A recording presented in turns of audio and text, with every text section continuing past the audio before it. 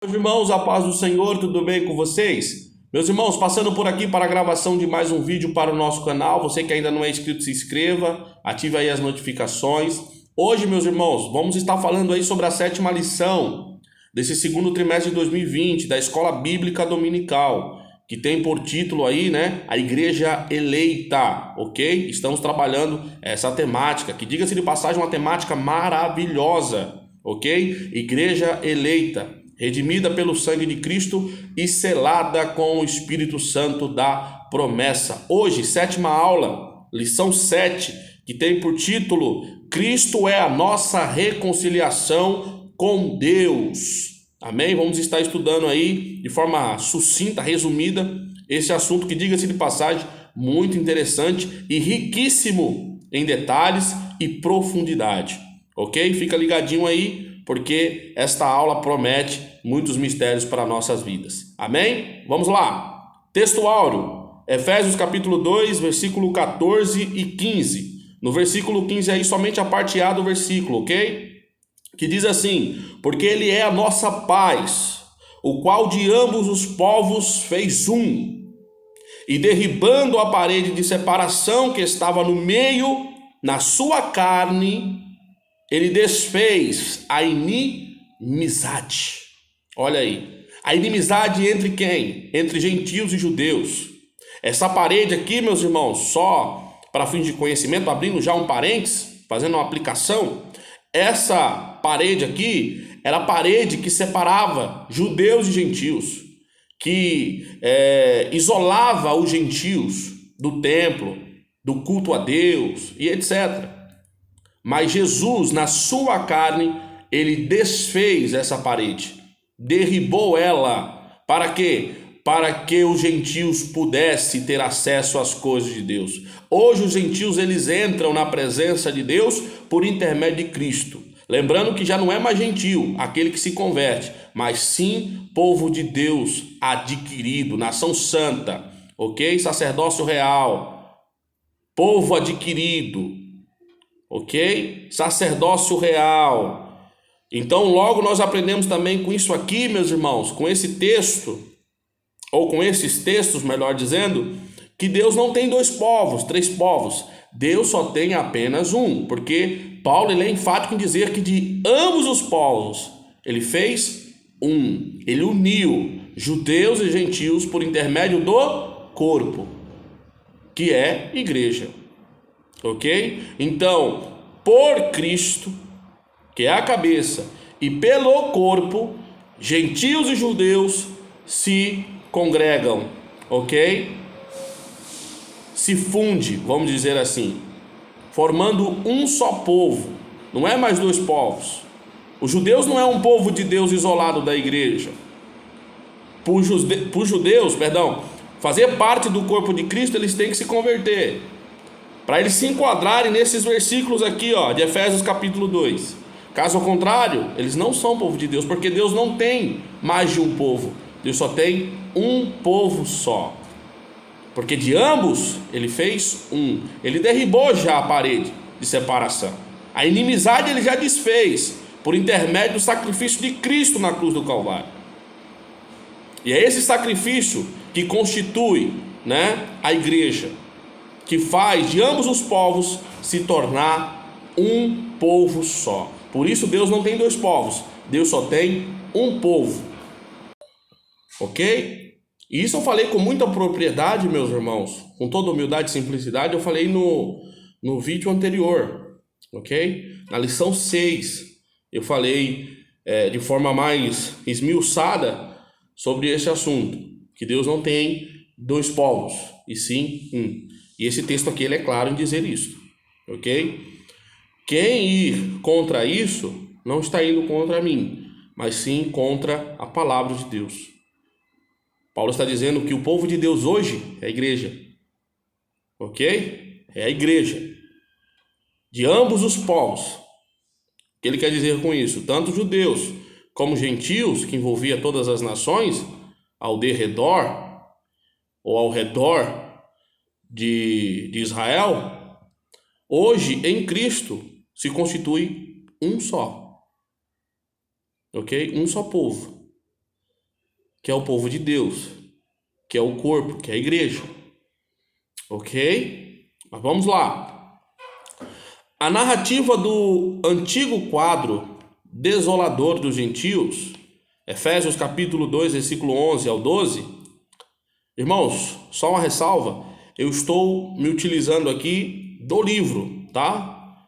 Da Escola Bíblica Dominical, não é a lição propriamente dita, ok? Mas o livro, ele é baseado na revista. Então, o que tem aqui no livro, tem na revista, ok?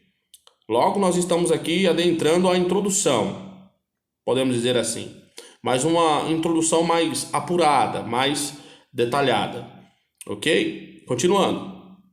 A narrativa do antigo quadro desolador dos gentios, Efésios 2, versículo 11 ao 12, sofre uma significativa e relevante mudança. Paulo usa a expressão adversativa, mas agora, né? Efésios 2,13, parte A do versículo, para indicar que algo de extraordinário aconteceu e alterou a situação de outrora, isto é, de antes. O apóstolo explica que a diferença repousa na obra que Cristo fez em favor dos perdidos pecadores, ok? Isto é, tanto gentios como judeus. Vós que antes estáveis longe, já pelo sangue de Cristo chegastes perto. Efésios 2, versículo 13. As palavras longe e perto fazem alusão à posição dos gentios e judeus em relação a Deus. Olha que interessante. Nesse caso, o povo de perto eram judeus, que estavam mais próximos, né, que tinham acesso ao templo, às leis de Moisés, etc. E o povo de longe, né, com base em Oséias, eram os gentios, ok? O comentário bíblico Bearcom considera que a terminologia e o pensamento do escritor provieram das palavras do profeta Isaías, no capítulo 57, versículo 19, que vaticinou, dizendo: paz, paz, para os que estão longe e para os que estão perto, diz o Senhor, e eu os sararei. Né? Isaías também fala isso, mas Oséias fala com muita mais propriedade acerca da salvação dos gentios. Isso eu falei no vídeo anterior acerca da lição 6, ok? Acerca da Escola Bíblica Dominical. Eu falei com muita propriedade, isto é, com muita humildade e simplicidade, sobre esse assunto, tá? Que, querendo ou não, envolve a salvação dos gentios, né? A casa de Israel e etc. Se você não assistiu o primeiro vídeo que eu fiz da lição 6, assista, recomendo, ok? Continuando. Já o termo antes indica a condição passada dos gentios. A expressão faz paralelo com noutro tempo, Efésios 2, versículo 11. E naquele tempo, Efésios 2, versículo 12. Ambos os termos fazem contraste com a expressão mas agora, que se encontra no versículo 13, na parte A do versículo, que enfatiza uma situação modificada no presente. Outro detalhe a ser observado é a expressão em Cristo Jesus, que está na parte B do versículo 13. Ok? Do capítulo 2 de Efésios. Em contraste com as palavras sem Cristo, do verso anterior, isto é, versículo 12. Sinaliza que a mudança que aproximou os gentios foi efetivada por obra do sangue, ok? Por obra do sangue de Cristo Jesus. Efésios 2, versículo 13. Parte C do versículo. Isto é fato. Os gentios foram aproximados, né? Puderam se achegar por intermédio da obra expiatória de Cristo na cruz do Calvário. Como veremos em minúcias nas páginas seguintes, o propósito divino de trazer aqueles que estavam longe para perto dele somente podia acontecer por meio da obra redentora de Cristo. A remissão dos pecados, né, e dos pecadores afastados exigia derramamento de sangue. Hebreus 9, 22, porque sem derramamento de sangue não há remissão. Então era necessário essa morte de Cristo, o derramar do seu sangue na cruz, para que houvesse essa remissão e esse aproximamento, né, Ou essa aproximação, melhor dizendo, dos gentios para Deus, ok?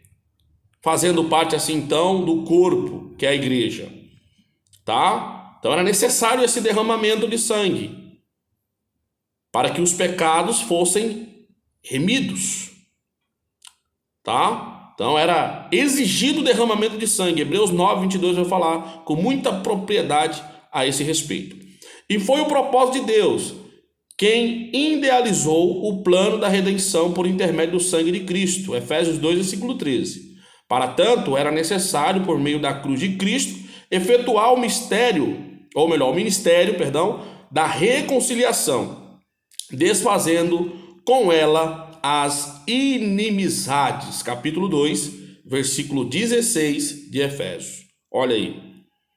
É por isso que Paulo, em 2 Coríntios 5, a partir do versículo 17, ele vai dizer que Deus estava reconciliando o mundo com Cristo, né? Reconciliando, isso é interessante.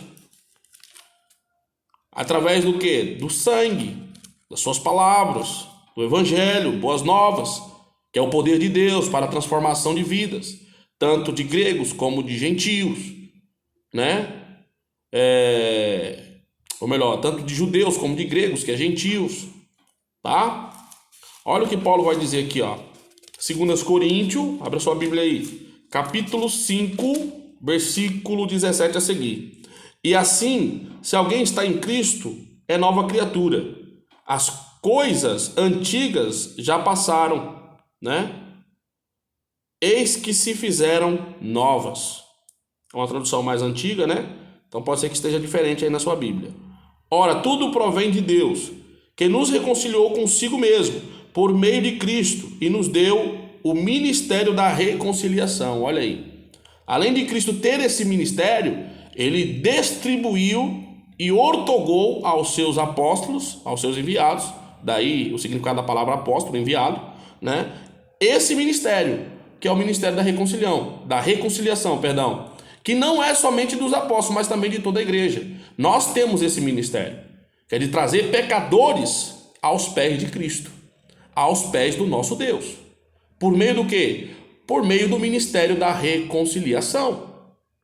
Ok? Versículo 19. A saber que Deus estava em Cristo reconciliando consigo o mundo, não imputando aos homens as suas transgressões, e nos confiou a palavra da reconciliação. 2 Coríntios capítulo 5, versículo 19, tá? Então esse ministério aí foi primeiramente ortogado a Cristo. Cristo fez isso. E aí ele efetuou de forma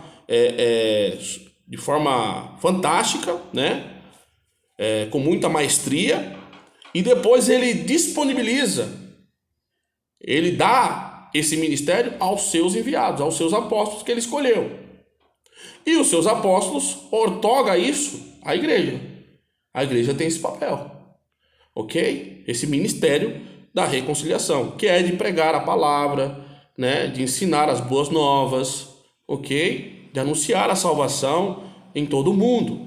Para quê? Para que essas pessoas sejam salvas, venham se reconciliar com Deus, ok? Voltando ao estado primitivo, tendo seus espíritos vivificados por Deus, com base em Efésios capítulo 2, versículo 1 e 2, ok? Tópico 1. Cristo desfez a inimizade entre os homens. Primeiro, a parede de separação entre os homens. Ao descrever as mudanças que alteraram o quadro desolador dos gentios, Paulo afirma que judeus e gentios passaram a ser um só povo, ó, tá vendo? Aquilo que eu falei no início do vídeo. Pelo sangue de Cristo, tendo sido derrubada a parede de separação. Efésios capítulo 2, versículo 13 ao 14. Ao usar a expressão parede de separação, o apóstolo faz uma analogia com as muralhas, né, do templo em Jerusalém. A estrutura da construção era uma demonstração do exclusivismo espiritual do judaísmo. Entre o santuário e o átrio dos gentios havia um muro de pedra, com a proibição de acesso aos estrangeiros, isto é, aos gentios. Ok? Então, os gentios, eles eram, né, impedidos de se aproximarem de Deus, das coisas sagradas. Por quê? Porque eles eram tidos como indignos. Mas Cristo veio, né, tomou a forma humana, se fez homem, tomou um corpo humano, a semelhança do pecado, para morrer pelos pecadores e para desfazer esta situação que outrora estava ortogada para os gentios, isto é, para os estrangeiros, que não tinham direito de salvação, a não ser que fizesse parte dos judeus, a não ser que virassem prosélitos, ok? Aí sim, caso ao contrário, não tinham esse direito, né? Por mais que quando nós vamos analisar a Bíblia, nós vemos vários, né, vários gentios chegando a Deus, né, antes mesmo de adentrar ao judaísmo, né, enfim, as religiões judaicas, né? Vemos muitos gentios que creram no Senhor, né? Como por exemplo, isso antes da graça, tá, gente? Antes da graça, como por exemplo Raabe, né, a meretriz, né, Ruth, né, a moabita, e outros, né, que creram antes mesmo de entenderem ou de conhecerem as leis mosaicas, né, as leis judaicas e etc. Gentios que foram sensibilizados, foram tocados pelo Espírito Santo, ok? Continuando, de qualquer lugar, os gentios podiam olhar e observar o templo, porém não tinham permissão de aproximar-se dele. Olha aí, eles eram impedidos, estavam impedidos pelo muro que os circundava, uma barricada de 1,5 metro de pedra sobre a qual estavam colocados, em seguidos intervalos, avisos em grego e latim, né? Existiam alguns informativos neste muro, nessa separação, né? Nessa parede, melhor dizendo, que era proibido, né? O acesso, né? A entrada deles, né? Na verdade, esses avisos não diziam os intrusos serão processados, e sim os intrusos serão executados. Olha aí. Algo, né, sei lá, estranho, né? O extremismo quanto a esse aspecto levou Paulo à prisão, onde foi acusado de permitir um grego ultrapassar essa barreira. Olha aí. Atos capítulo 21, versículo 28 ao 30. Na ocasião, o apóstolo outra vez sentiu na pele o fanatismo dos seus conterrâneos, né? Dos seus compatriotas. Embora questionasse a eficácia dos rituais judaicos para apaziguar os judeus cristãos, ao término da sua terceira viagem missionária, Paulo submeteu-se ao rito da purificação. Atos 21, 26. Essa postura do apóstolo pode ser compreendida pelo seu desejo de ganhar o maior número de pessoas para Cristo. 1 Coríntios 9, versículo 20. Né? Vamos ler? 1 Coríntios 9, versículo 20. Leiamos. 1 Coríntios 9, versículo 20. Olha o que diz o apóstolo Paulo. Isso é interessante. Procedi para com os judeus como judeu, a fim de ganhar os judeus, para os que vivem sobre o regime da lei, como se eu mesmo assim vivesse, para ganhar os que vivem debaixo da lei, embora não esteja eu debaixo da lei. Então ele muitas das vezes se fez judeu. Paulo se fez judeu, né, para ganhar os judeus. Ele queria se introduzir no meio deles para ter a oportunidade de trazer Cristo até eles, né? Era uma forma sábia do apóstolo Paulo de evangelizar. estratégias, né, fantásticas do apóstolo Paulo. Como ele vai dizer em uma outra ocasião, que ele se fez de louco, né, para ganhar os loucos, fez de sábio para ganhar os sábios, e assim vai, né? Essas são as estratégias que nós temos que ter como evangelistas, como missionários, como anunciantes, né, do evangelho, como pregadores que somos. Todos nós somos pregadores, porque temos a oportunidade de pregar o evangelho a quem quer que seja, ok? É claro, se quiserem nos ouvir, né? Que tem pessoas que não querem, em hipótese alguma, ouvir, né, a gente, ok? Odeiam o evangelho, odeiam crente. E a essas pessoas, o que nos cabe é orar, né? O que nos resta é orar. Continuando. Contudo, apesar do esforço em abrandar, né, os ânimos dos judaizantes, alguns judeus da Ásia, vendo no templo, acusaram-no de ensinar a todos a ser contra os judeus, contra a lei e contra o templo. Além disso, imputaram-lhe o crime de profanação, por supostamente ter autorizado a entrada no santuário do gentio Trófimo, né, o Trófimo de Éfeso. Atos 21, versículo 28 ao 29. Diante disso, sublevaram-se as emoções e a cidade entrou em alvoroço, arrastando Paulo para fora do templo a fim de lixá-lo, mas a intervenção do tribuno poupou a vida do apóstolo. Atos 21, versículo 30 ao 34, né? Então, para os irmãos verem aí o extremismo, né, da parte dos judaizantes, né? O legalismo cegava esses homens, como cega até hoje, irmãos. Como cega. Por isso que eu digo que os judeus não é povo de Deus, irmãos. E quando eu falo isso, eu falo baseado na palavra de Deus, embasado na palavra do Senhor, com base em Gálatas capítulo 3, né, quando Paulo diz que os de Jerusalém estão em escravidão. Depois eu posso até colocar os textos aqui, né, vou estar posteriormente, futuramente, reeditando esses vídeos para estar colocando aqui os textos para ficar de forma mais objetiva, né, bem mais didática, os nossos vídeos. Posso estar colocando, se os irmãos quiserem, mando aqui no comentário, deixo no comentário os textos que mostra isso, que fala que o povo de Israel não é o povo de Deus. O povo de Deus é todo aquele que crê no Senhor Jesus. Eles não creem no Senhor Jesus, eles passarão a crer, ok? Aí sim, quando eles crerem, aí eles se tornarão povo de Deus, filhos do Senhor.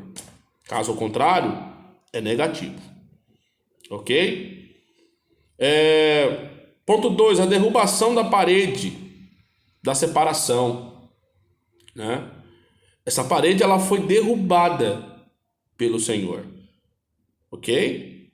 Retomando o tema da declaração paulina, da qual em Cristo foi derrubada a parede de separação que estava no meio, Efésios 2, versículo 14, parte B, é possível afirmar que essa barreira era tanto literal quanto espiritual. Olha aí.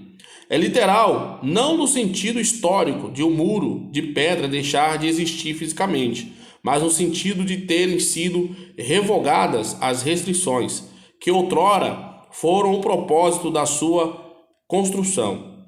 É espiritual porque todos os que creem, tanto judeus quanto gentios, em Cristo têm acesso diretamente à presença de Deus Pai, porquanto foi por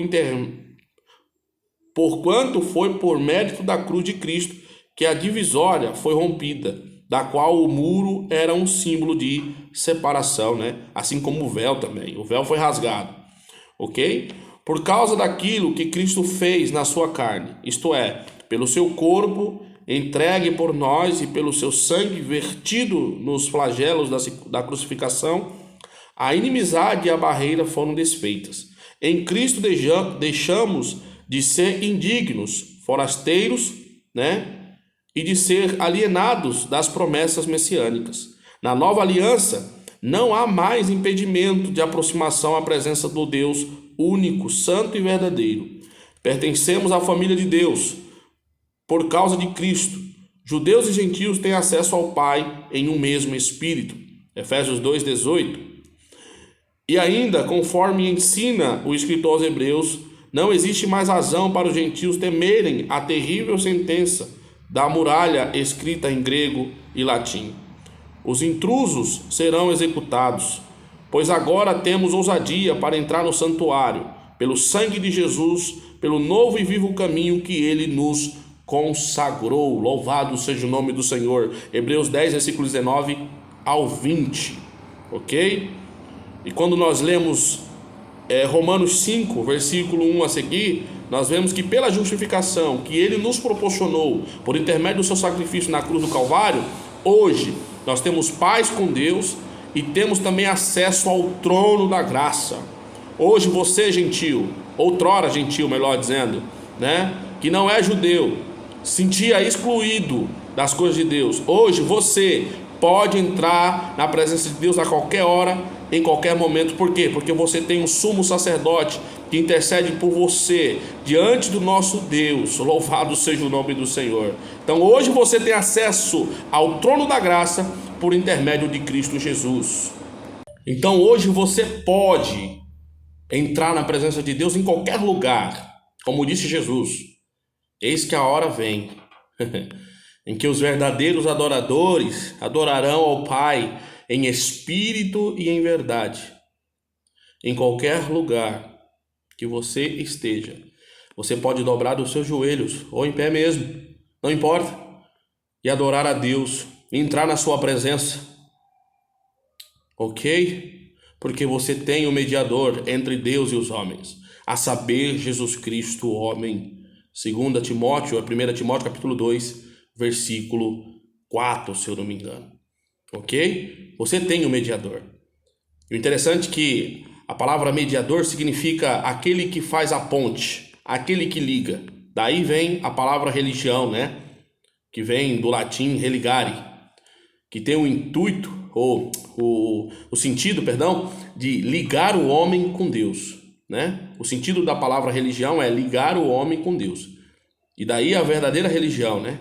Cristo Jesus, porque é ele que faz essa ponte, como mediador entre Deus e os homens, ok? É ele que faz a sua ligação com Deus eterno, é ele a sua justificação, a sua propiciação, o seu perdão e a sua paz. Louvado seja o nome do Senhor. E é por ele que nós temos acesso a Deus, porque ele é o caminho, a verdade e a vida. Continuando. 3. O conceito da lei dos mandamentos. O apóstolo assevera que Cristo desfez a inimizade, isto é, a lei dos mandamentos, que consistia em ordenanças. Ok? Efésios 2, versículo 15. Aqui cabe perguntar em que sentido a lei dos mandamentos foi anulada em Cristo. A interpretação ortodoxa considera que em Cristo foi eliminado o legalismo, que era utilizado pelos judeus como meio de obtenção da vida eterna e da santificação. Assim, a melhor compreensão desse conceito repousa na vida tripartida, tripartida da lei mosaica, moral, cerimonial e civil, que são 3 partes de uma mesma lei. A lei civil, ou judicial, diz respeito ao israelita como cidadão. Nesse sentido, o dicionário Wycliffe avalia que tais leis não devem ser consideradas como extensões ou aplicações dos 10 mandamentos. Ele acrescenta: essas leis específicas foram ortogadas principalmente à nação de Israel, da antiguidade, e a sua aplicação à vida cristã atual deve ser governada